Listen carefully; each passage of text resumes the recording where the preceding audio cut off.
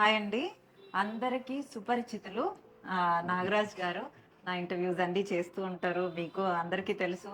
Political ఇంటర్వ్యూస్‌లో Nagaraj గారు the best. నేను the ఎప్పటినుంచో బెస్ట్ ఏం కాదు, చేస్తాను అంతే. ది బెస్ట్ ఏం కాదండి.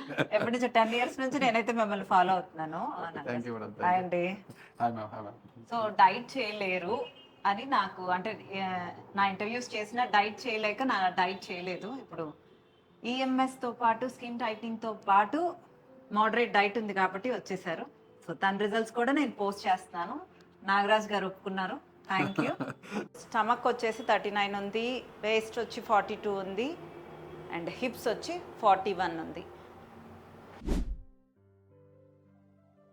ఇప్పుడు నా కొలతలు తీసుకున్నారు. ఆ కొలత కూడా ఇక్కడ నోట్ చేశారు. ఇక్కడ అంతా కూడా మేడం కూడా చెప్పారు కదా.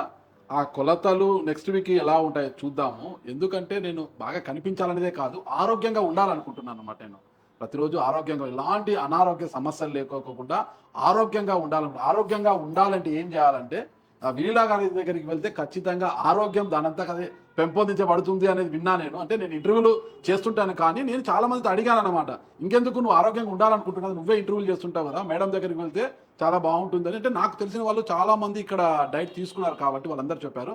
ఇక ఆలోచించే దానికి కూడా అవకాశం ఇవ్వకుండా ఉన్న ఫలంగా ఈరోజు ఎలాంటి షెడ్యూల్ పెట్టుకోకుండా నేను ఇక్కడ వినోద్ మేడం దగ్గరికి వచ్చేసాను అనమాట. ఇప్పుడు కొలతలను తీసుకున్నారు.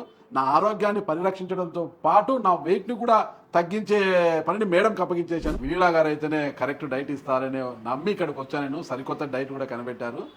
ఈఎంఎస్ అనే ఒక సిస్టమ్ ద్వారా కూడా ఈ బెల్లి తగ్గించడము, ఒక కొత్త డైట్ను కూడా కనిపెట్టారు. దాని ద్వారా కూడా చాలా ఈజీగా ప్రతి ఒక్కరూ కూడా ఎవరైతే ఇళ్లలో లేకోకుండా బయట ఉంటారో, నాలాగా అంటే బ్యాచులర్ లైఫ్, పెళ్ళైన బ్యాచులర్స్ అనమాట, ఎవరైతే బయట లైఫ్ ఉంటారో వాళ్ళు వండుకోలేదు, తినలేరు కదా, అలాంటి వారి కోసం సరికొత్త డైట్, దాన్ని పాటించడానికి నేను ఇక్కడికి వచ్చాను. త్వరలో నన్ను ఏ విధంగా చూపించబోతారనేది వినయలా గారికి వదిలేశాను. చూద్దాం ఎలా చూపిస్తారనేది. సో ఎవ్రీ వీక్ పోస్ట్ చేస్తాము. చూద్దాం నెక్స్ట్ వీక్ ఎలా ఉండబోతుందని చూద్దాం. So next week check it out. అంతే, నెక్స్ట్ వీక్ చెక్ చేసుకుంటాం. మళ్ళీ ఒకసారి కొలతలు తీద్దాం, అప్పుడు చెక్ చేద్దాం నిజంగా. ఓకేనా?